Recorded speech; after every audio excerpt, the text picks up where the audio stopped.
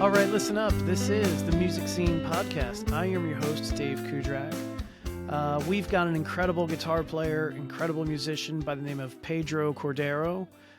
You may know him on social media as Pedro Plays Music. Currently living in LA, originally from Brazil. All around great guy. We had a fun talk, lots of laughs, and some interesting stories on how he came from Brazil, spent some time on cruise ships, and then also, landed in LA. So, very cool guy. Hopefully if I ever make it out to LA or maybe go to the NAMM show next year, looking forward to possibly meeting him in person. That would be super cool. But, this podcast, one of the things that keeps floating to the surface is the importance of, networking and getting to know other musicians and expanding your working relationships, right? So I found it interesting that I had previously interviewed a guitar player by the name of Aaron Shreve, originally from Boston. And I know I got in contact with him because of talking with Tomo Fujita from Berkeley. And Aaron, originally from Boston, looking to move out to LA, if you haven't listened to that episode. But a couple days after I interviewed Aaron, I saw him on stage with Pedro. And I did not know that they knew each other or traveled in the same circles and stuff. So we talk all about that. I thought it was super interesting how those two guys ended up on stage together. So listen for that. And I just had a really good time talking to Pedro, and you could go check out his latest album called Tales from Starting Over. You can find it on Spotify, Apple Music, everywhere under the name Pedro, just Pedro. But if you search the title of the album, Tales from Starting Over, you'll certainly be able to find it. So anyway, again, thank you very much for listening, and I hope you guys enjoy this conversation with Pedro Cordeiro.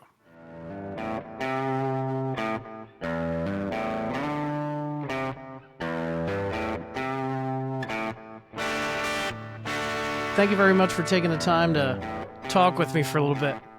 Yeah, man, happy to do it. Good. Excited. So, I think I first started following you, I want to say it was probably about a year ago. I somehow came across your profile on Instagram and thought you were a great guitar player and saw you were a good singer. So I was like, oh, this guy seems cool. Let me just start following him, And I recently started this podcast back in October, and I just started reaching out to folks who might be interested in kind of telling their story, how they got started on their musical journey, what projects they've worked on in the past, and what they've got going on now and in the future. So figured I'd reach out to you and see if you wanted to chat. So here we are.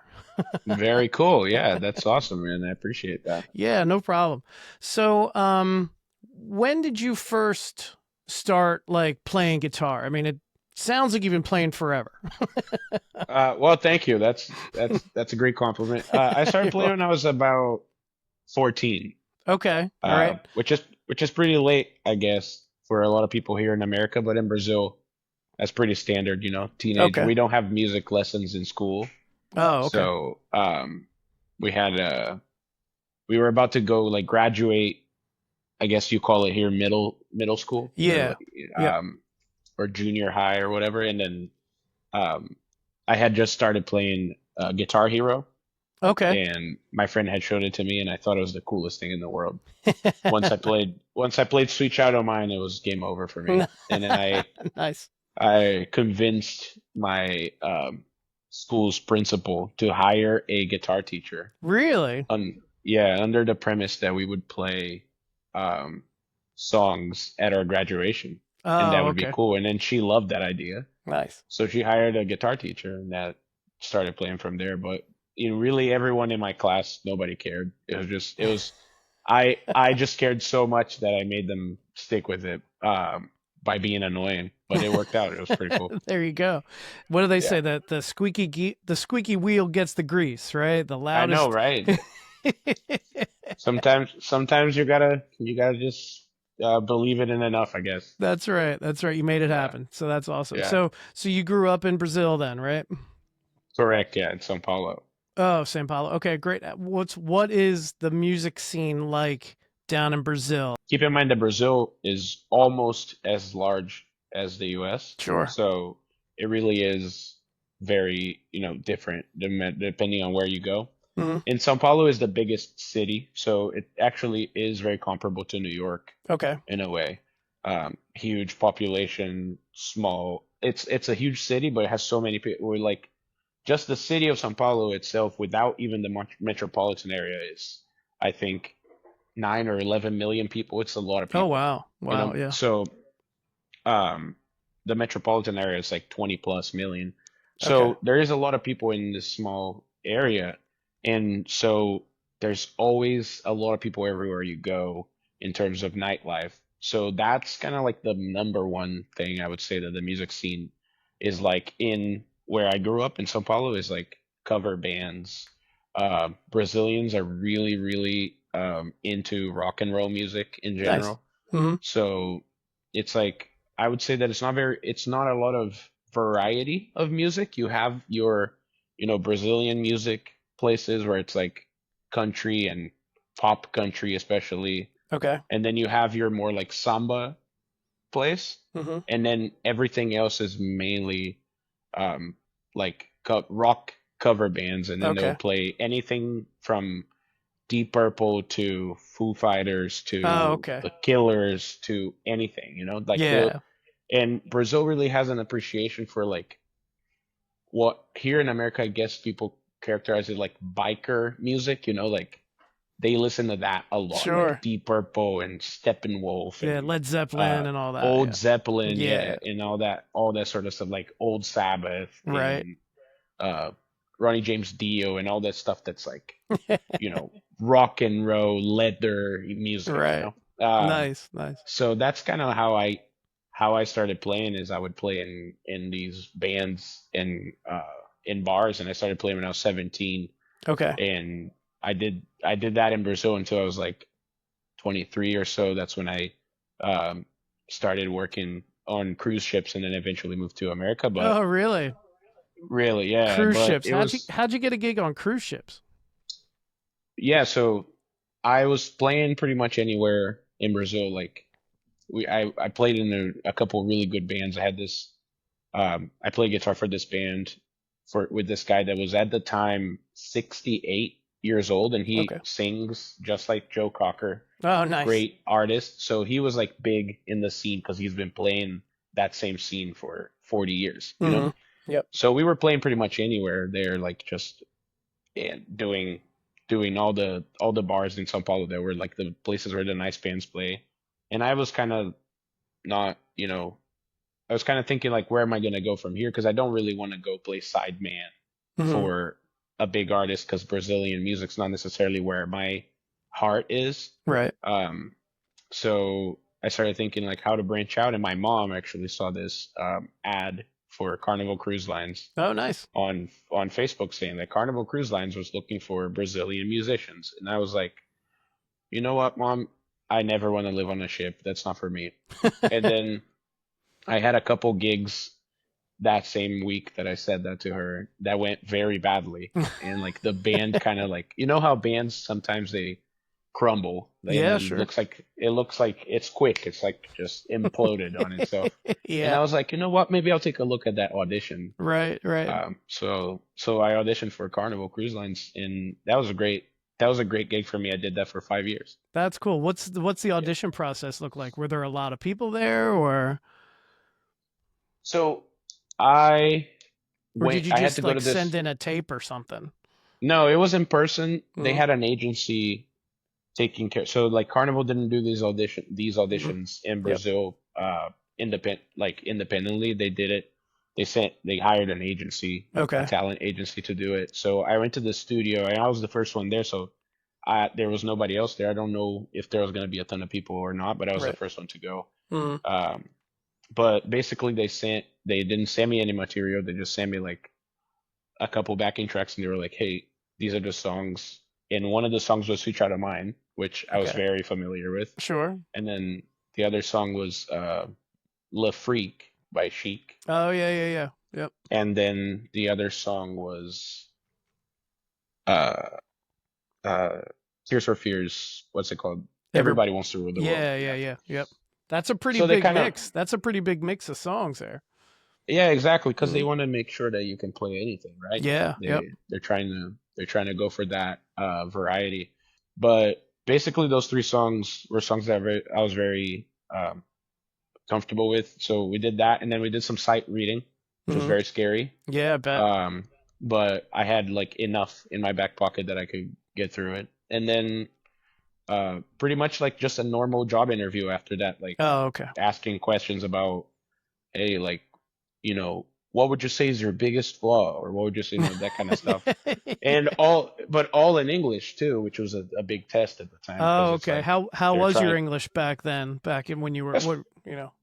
it was pretty good. I would say that I always had like a ease to Okay. understand English. Hmm. Um, and I've always watched a lot of TV in English. Like since I was I don't know, in my teens, Okay. I would prefer to watch movies with subtitles Hmm. than dubbed over. Oh, I see. So to Yep. me, it was okay. Like it was not nearly as good as it is now. Obviously, I've been here for so long, but Sure. it was workable, definitely. Okay. And you did Yeah, the cruise ships for, did you say 5 years? yeah. So I did that through COVID, and then obviously we had the break for Yeah. COVID, and then I Yep. did another contract after that. Okay. In the end of until the end of 2021, and then in Mm. 2022 I moved to LA.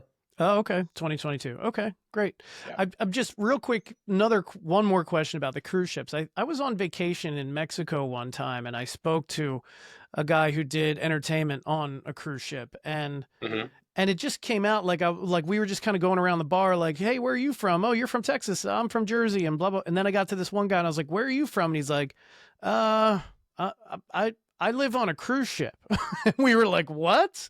So Wow. like he was saying, I don't know if his job was different than yours, but he was saying that he didn't really have like a home base. Like he'd get off one boat and then get on another boat, like constantly. He was on the water Oh like wow. all the time. Yeah.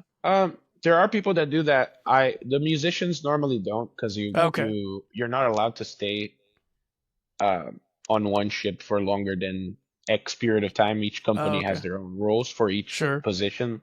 So Yep. like some positions like navigation, captain or staff captain or stuff that like really important to the safety of the ship. Sure. Sure. Sometimes they can't even stay for longer than 4 months, Oh, and they okay. have to take a vacation. Right. Um, and then for musicians, the time that I was working, the limit was 7 months. So we would Okay. stay that amount of time and then go home for one or two and then come back and then 7 months do still that. sounds like a long time, man. It's a long time. It's a long time. I mean, again, when I started doing it, I was single Yeah. and uh, didn't have like any stuff that I was tied to in Right. Brazil. No Um, obligations, right? Yep. no, yeah, and I come from a small family, just me and my mom, Oh, wow. and Okay. and so like as long as I could get in touch with her, it was kind of easy. Yeah. But then later in life, like I met my now wife on one of the ships, and it was Oh, like cool. became more and more difficult to do that whole thing because the long distance kind of Sure, sucks. sure. Yep. Um, but it's a good gig. I always say like sometimes I'm playing here in LA and people ask me about cruise ships and stuff, and they're like, oh, I wonder if I should do that. Some bandmates ask Hmm. a lot, and I'm like, man, if you don't have anything, like if you don't got any ties or Yep. anything like that, it's a good way to travel the world and not Yep. pay rent. Um, you get to keep your money, which is That's nice. awesome. Yeah. But there's nothing about it that I think is better than just being like in one of the big like city, magnetic poles Okay. of America. So like if you're in LA or if you're in Nashville and if you're in New York, Hmm.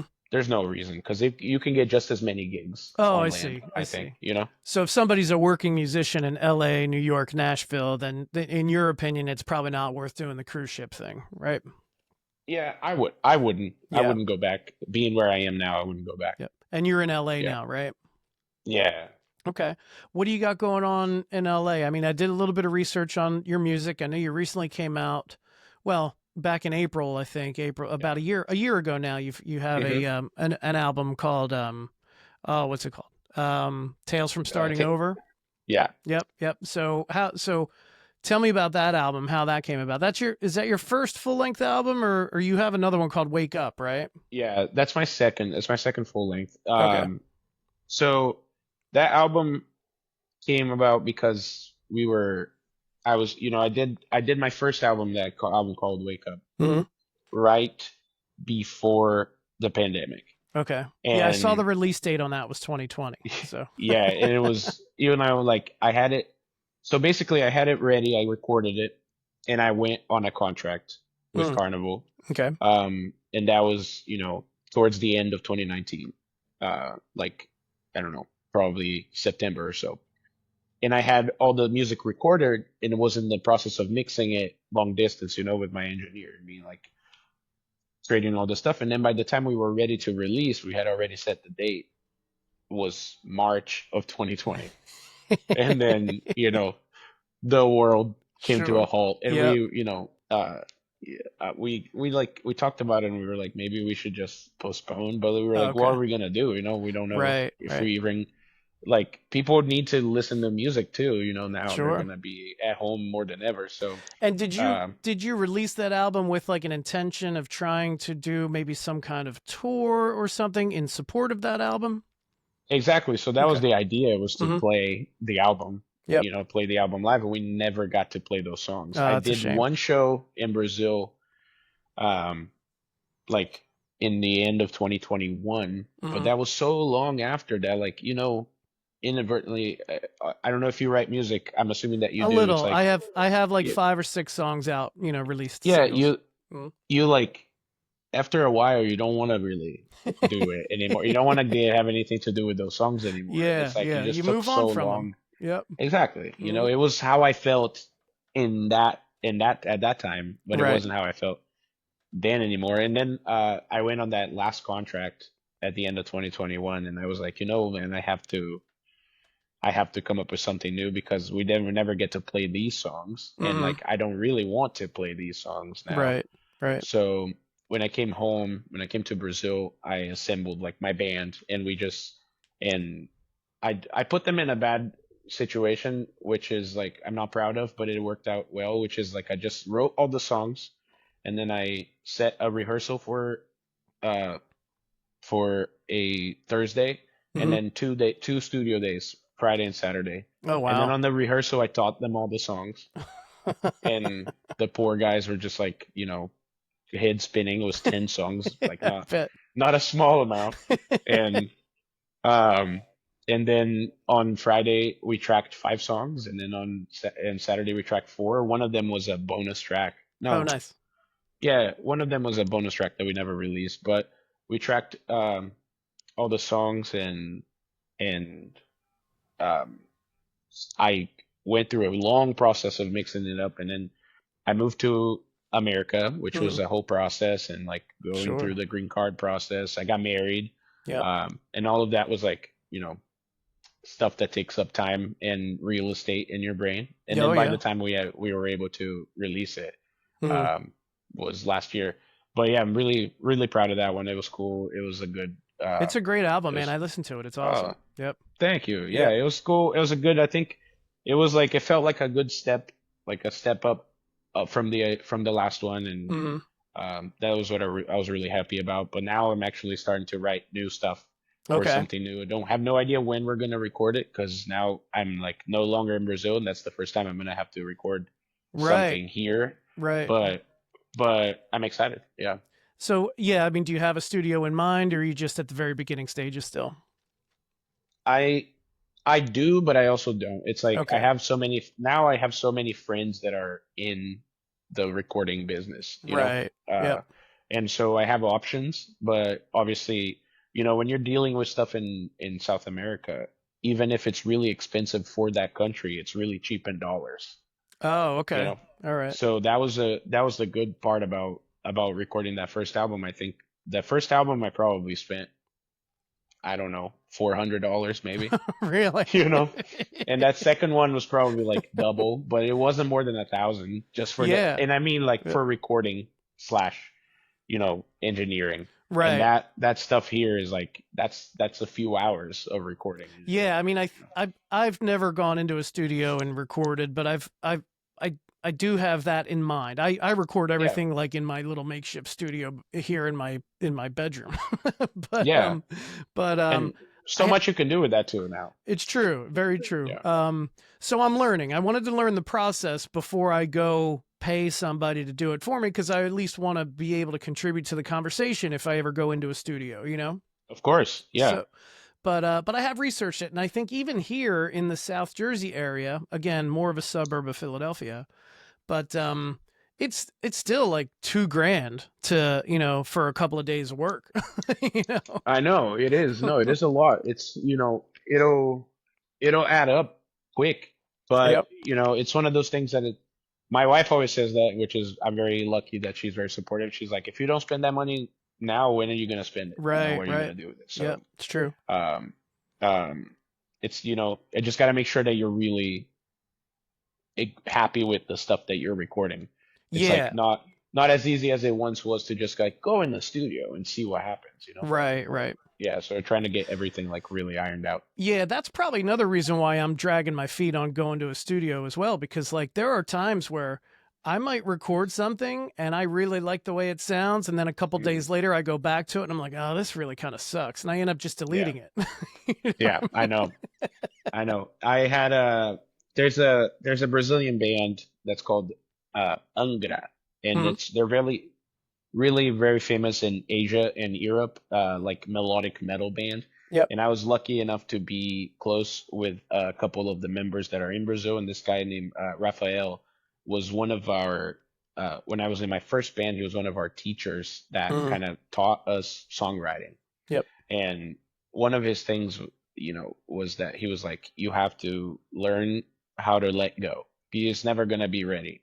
Like it Yeah, literally sure. never is ready. And that's kind of one of the beautiful things about having a deadline that Mhm. I kind of miss right now. So I'm like actually in the process of thinking like when can I fit like a week into my calendar where I'm like, you have this week to do this, Yeah. finish all these songs and go record. And then you can tweak it here and there. But like, Right. you At know, least the um, majority of the work is done, right?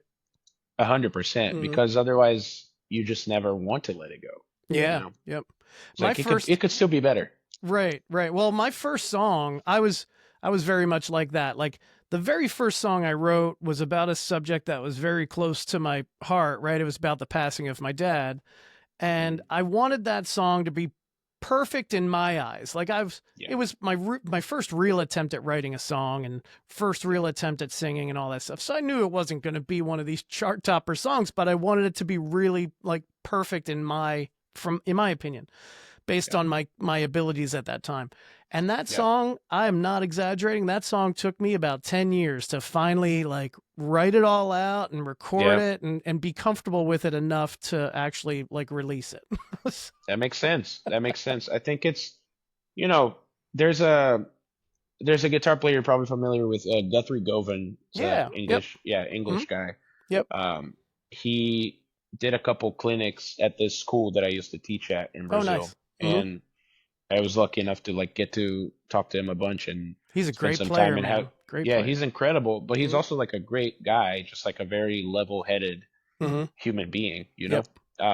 very well, in a way that a lot of these genius virtuoso musicians aren't. Yeah, He's sure. actually like a normal person.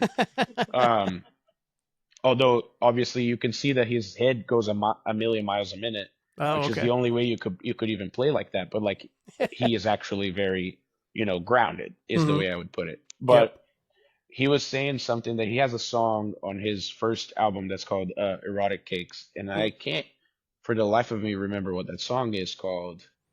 I think it's Eric, something like that. But it's like he has a song that he never plays live, and somebody asked him during one of the dinners. It wasn't even in a clinic, and he Mm. was like, I spent a lot of time trying to get that song to be perfect, and I don't think that if I play it live, it'll ever be perfect Oh, again. wow. So like that song is too important for me to do that with. And I was like, you know what? You got to respect that too, Yeah, that's super interesting for sure. Yep. Yeah. So, sometimes you have to. you have to take your time. It's like finding that balance, right? Like Mm-hmm. everything in life, you have to find the balance between like what can I let go of, Mm-hmm. and like just the respect that this is not going to be perfect, and Right. what do I actually want to make better before this goes out into the world. Yeah, exactly. Yep. Yep. Yeah. Exactly. Tell me a little bit about, what is it, Shaky City Sound. So you've got Oh yeah. that one single out there. Is that you singing?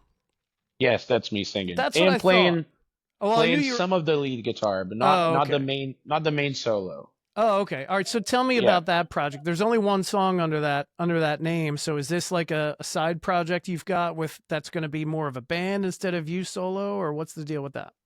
Yeah, so that's really interesting, and I'm very happy you asked about that. So Shaky City Sound is a project that is not actually mine, although I'm a part of it, Hmm. involved in it. It's my drummers, Oh, cool. Julian Ho. Hmm. Julian is a great drummer. He's been playing with me for a couple years now, and he's just like a great, musician and a great guy.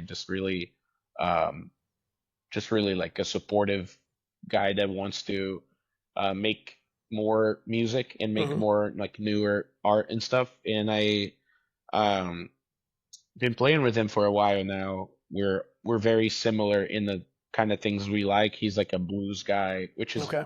rare to rare to see in a drummer. Drummers are not normally blues guys. Yeah, I'm trying to think Yeah.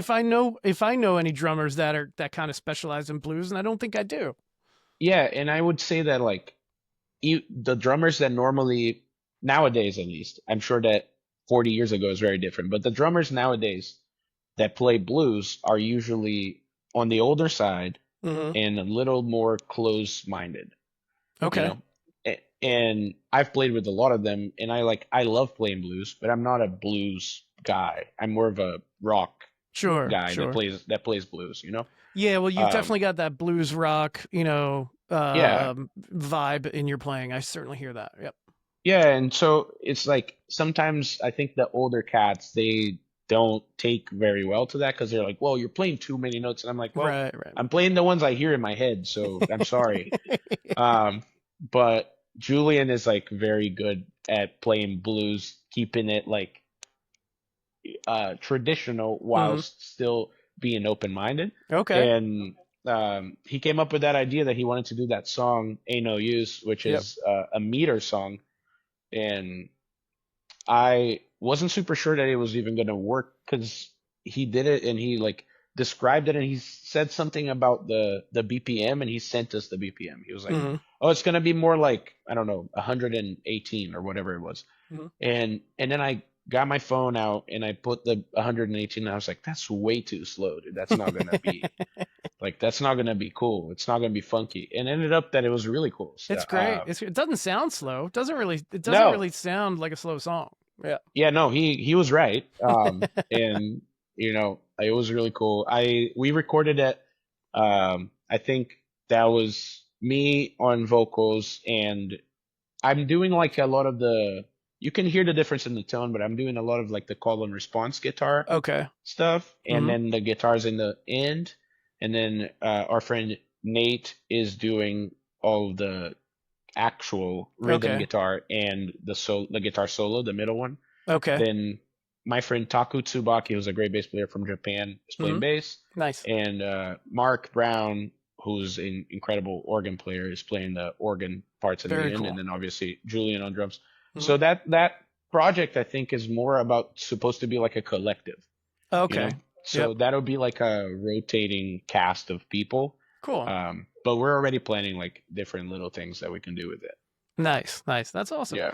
Um, I don't know if you've paid any attention to this podcast, and it's totally okay if you didn't.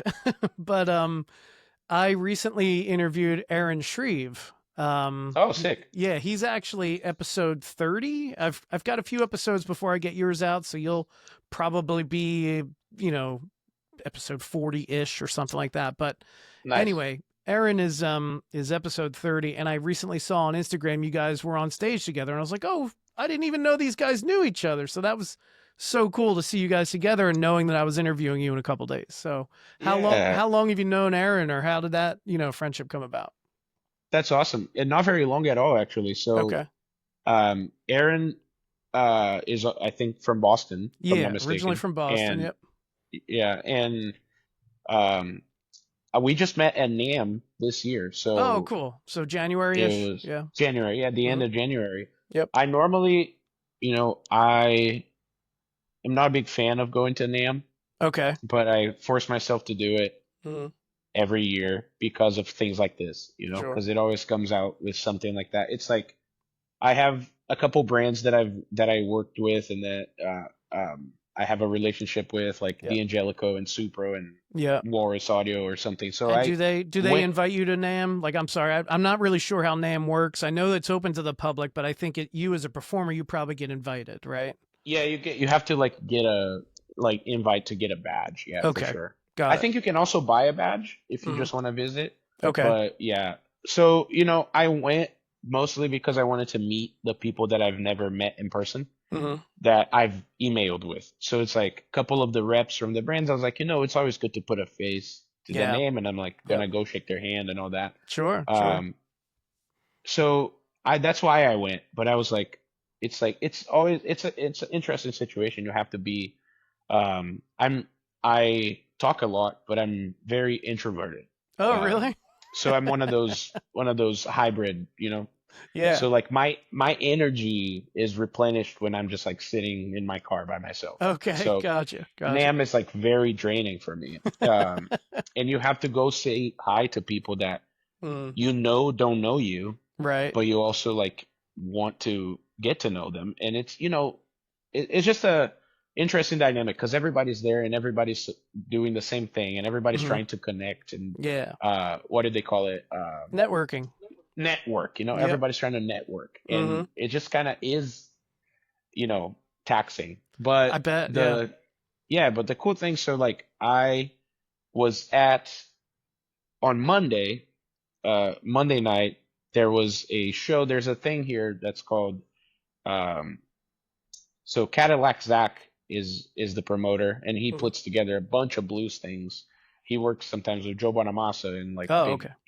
big blues guys, and he does like a series of shows every week where it's like Friday, Saturday, Sunday, and Monday Hmm. every week, and it just like changes each artist, Oh, okay. different artists every week. Yep.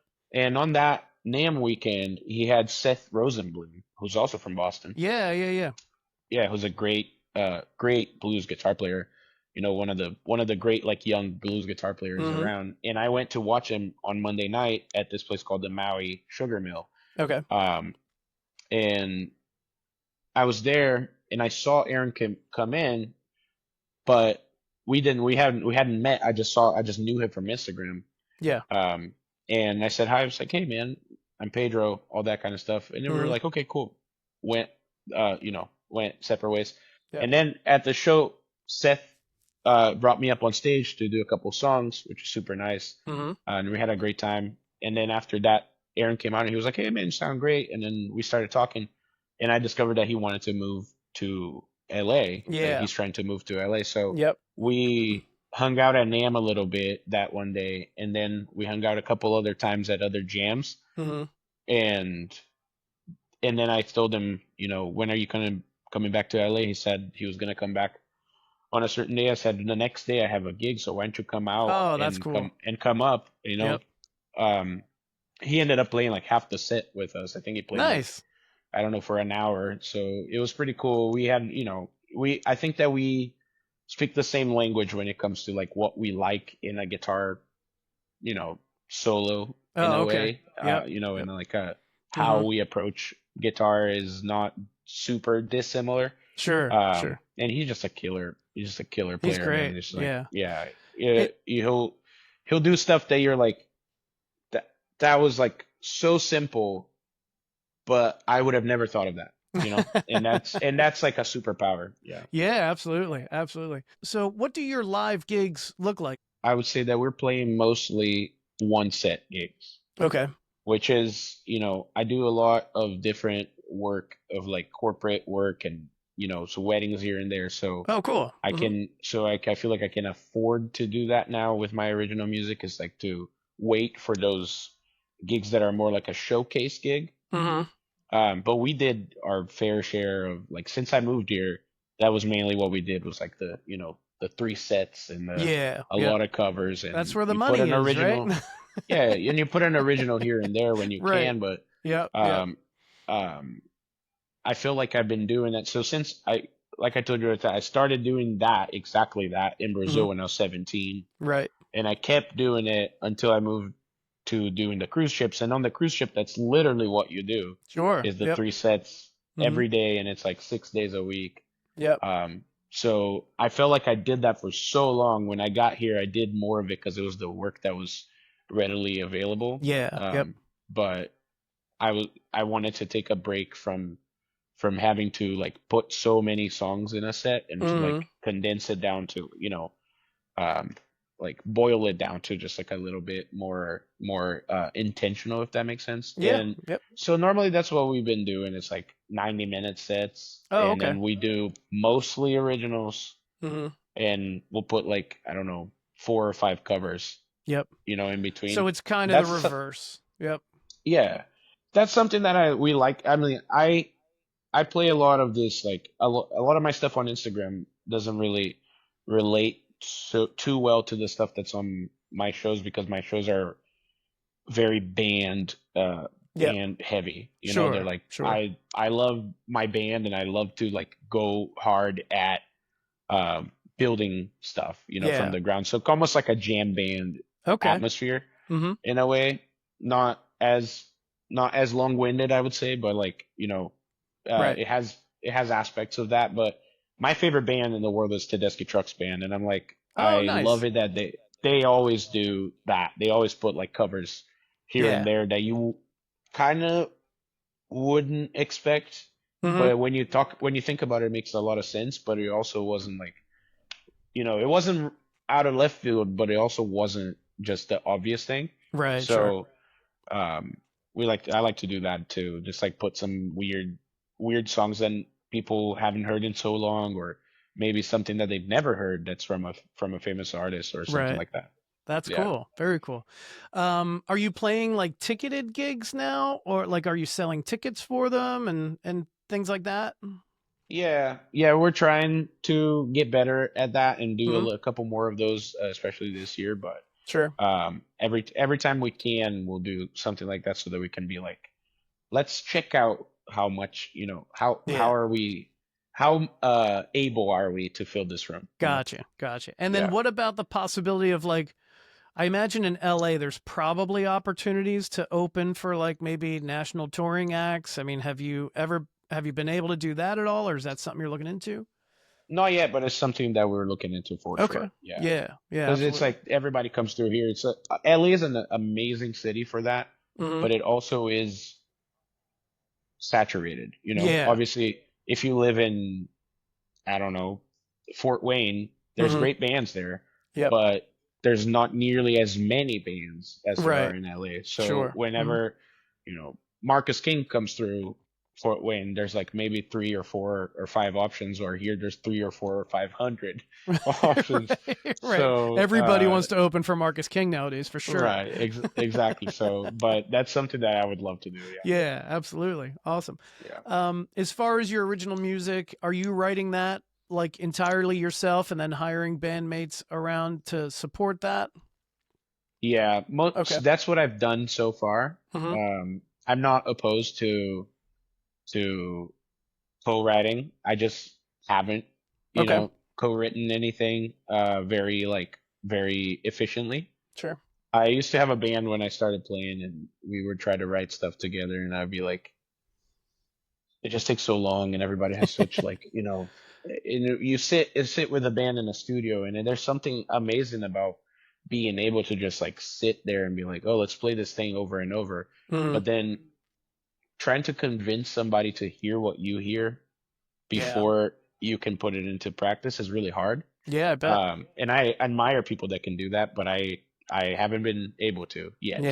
Yeah. So to me, what's proven like the easiest is to just sit down and do and like try to follow this wire in my head. Like the song will come in as just an idea, Hmm. and you try to pull the thread out Right. and Right. see what's the next thing. And Yep. then after I have a real idea, like for this last album that I released, what I did is when I was on the ship, I collected little, snippets or ideas or things that I had and like on my voice memos. And when I went home, I gave myself a week. I booked the studio.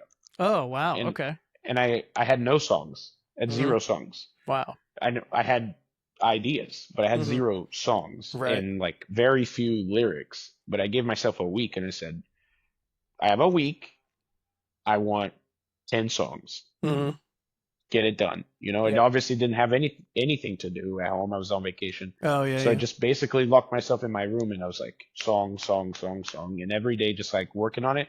And that's kind of the way that it worked for me. But I think there's something beautiful about how when people come like from different points of view into something. So I would love to do that sometime. I just haven't yet. So for this album, I would love to get the band in a little earlier to be like, hey, I have this idea. What do you think? Okay, I see. How do you hear this? Yeah. I've talked to a number of Nashville songwriters, and oh wow, yeah, that whole city is all about co-writing. Yeah. It's almost like if you don't co-write, you're the outsider. You know what I mean? They're the best at it too. They come up with some of the best songwriting ever. So. Yeah, it's very true. Very true. Okay, so is there I don't remember if I told you. I think I did, but this episode, this podcast usually consists of the interview, which we're having now, and then also if you wish, you can do like a performance of one or two of your original songs. I don't know if you're prepared for that, if you want to do that, or if you maybe just want to send me a video of something that you record for the, so you can have more control over the audio, like whatever you want to do. I can send you because my audio now is coming from my phone, so that'd probably be pretty wild. Right. I ran into that issue with a couple guests. So if you want to, because I'm happy to take whatever video recording, maybe you record it yourself, or even if you have something that's already recorded, you want to just tack it onto the end of this episode. That's totally fine too. It's your episode. Awesome. It's your performance, whatever you want to do. That'd be awesome. But it does have to be original for copyright reasons. Of course, I mean? Yep. Yeah. I was just thinking of doing Smoke on the Water, if that's okay. Yeah. Or Hotel California. The Eagles don't have a problem with. There we go. No, they're great. They're great about letting people use their stuff. Yeah. I think my whole podcast, my laptop would probably just spontaneously combust if I tried to put Hotel California on the end of my Somebody episode. Get Rick Beato on the line. We'll talk about it. That's right. Yeah, I follow him quite a bit. I haven't had the chance. He's the best. He's great. Yeah, he's the best. I feel so bad. I'm like, why would you ever block this guy from literally advertising your music? I know, right? And he's got such a giant audience, I know. I mean, he has more listeners now than probably active listeners than the Eagles. Probably. I don't doubt it. And like if he's, I'd tell you, I'm a nobody in New Jersey, but if he ever covered like talked about why my song is great or why it sucks, I don't even care. Put it out to his 2.5 million subscribers. Yeah, I know. Some things, but also the Eagles are one of the few bands that are actively involved in like trying to block that kind of stuff. Yeah. So that's a weird exception. Most of the time, it's just a label that does that anyway. Yeah, I guess so. Yep. Yeah, I think I heard the same thing about Hendrix, right? I think Hendrix songs are really hard to like get out on YouTube without them getting immediately shut down. Yeah. So. Sometimes even my YouTube videos that'll be like covers of something will get a strike out of nowhere, and I'm like, oh yeah, I'm not making any money from this, so I don't know what you're trying to, but right. but that's great. Yeah, go ahead. Oh man, speaking about NAMM, I was actually thinking about. I don't think I'll ever get invited, at least not anytime in the near future, but I might come out as like just a general member of the public and just so I can meet folks like you and Aaron and whoever else I have conversations with. So maybe I'll see you next year. Who knows? Absolutely. I think that would be a great idea, man, because honestly, it is like it's a melting pool of just like all the talent that you that and that you see on Instagram or anywhere really, like unfortunately social media is the thing that you have to do all the time. And like all the people who are doing that are at NAMM, like literally all of them Yeah. Most of the time in the same place. If you just walk by the two rock booth, all the blues guitar players that you could possibly imagine are there. You know, like at a certain point, I walked by and it was me. Obviously, I'm very small in this pool, but it was me and Seth Rosenblum, Aaron, this guy named Walt Druce, who's an incredible guitar player from Canada. Okay. Then Josh Smith, Art Menezes, Kirk Fletcher. Oh my God. It's like everyone was just standing there at the same time. I'm like, this is kind of all the blues guys. Like, we're missing Joe Bonamassa and maybe a couple more, but that's pretty much it. Right. Yeah. You know, so. Did Aaron tell you his story about how he's played Joe Bonamassa's Blues Cruise a couple of times? That's super cool. Yeah. He did. Actually, my drummer and my bass player were both just on a cruise literally until 2 days ago. Oh, with really? Kirk Fletcher. Oh, nice. That's awesome. Yeah. Yeah. That's great. Where can, for the folks listening that don't know who you are, but are interested in kind of hearing you play and all that stuff, tell everybody like where they can find your music and your socials and all that stuff. Yeah. So all my stuff is going to be on social media all across as PedroMakesMusic, YouTube. I'm trying to do TikTok, trying to be better about that. It's a lot. It takes a lot out of you, but I'm trying. But YouTube and Instagram are certainly the main ones. Okay. And then my music is all under my first name, Pedro, so it might be a little hard to find. My album, as we said, is called Tales from Starting Over. So if you just look that up, it'll show up. Awesome. It'll be the first thing there. And expect new music sometime soon, maybe 6 months, maybe a year, but it's coming. All right, we'll be waiting. Yeah, appreciate you, man. This was really cool, really lovely conversation. Nice, good. I'm glad. Super excited, and I'm happy that you're doing this. It's super cool to have somebody doing, a podcast with people who are just like doing the thing while they're doing it.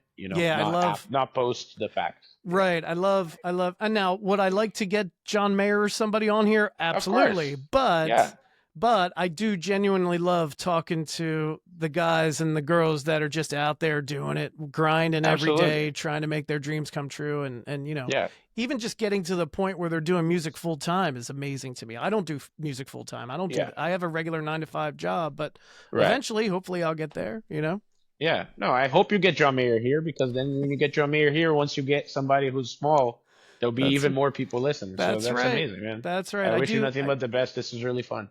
Thank you so much. I appreciate you being on the podcast, Pedro. And if I ever get out to NAMM, I'm definitely going to look you up. Please, shoot me a message. We'll be here. I will. We'll drive around, get some food. Oh, sounds great. Yeah. Amazing, all right, brother. Man. Thank you so much. You have a good day. Thank you, man. You too. All right. Bye-bye. Give me like a snare. 2, 3, 4. You know that I cried when I found out that you were leaving me. I couldn't help it, baby. I just had to let it be. And even though these tears are falling, you know I'm gonna have to find a way to make it through alone. And darling, I'll be going home, but I'll be singing to a different song. You know that I try to love you, I really did the best I can, Mama. It just wasn't enough, darling. You had to go and find another man. Now that it's all over, you know I'm gonna have to find a way to make it through alone. And darling, I'll be going home, but I'll be singing to a different song, yeah. I had to convince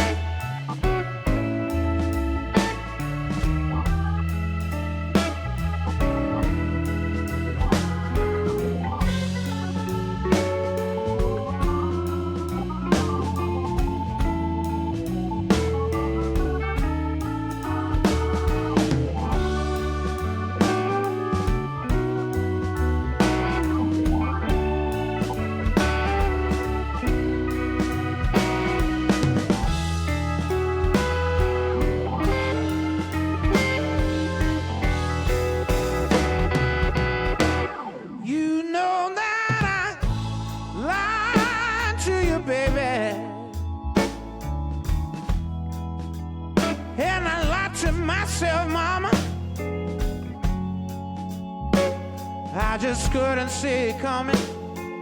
I would never go and look for something else. But don't you dare to worry about me, baby. You know I'm gonna have to find a way to make it through alone. And darling, I'll be going on. But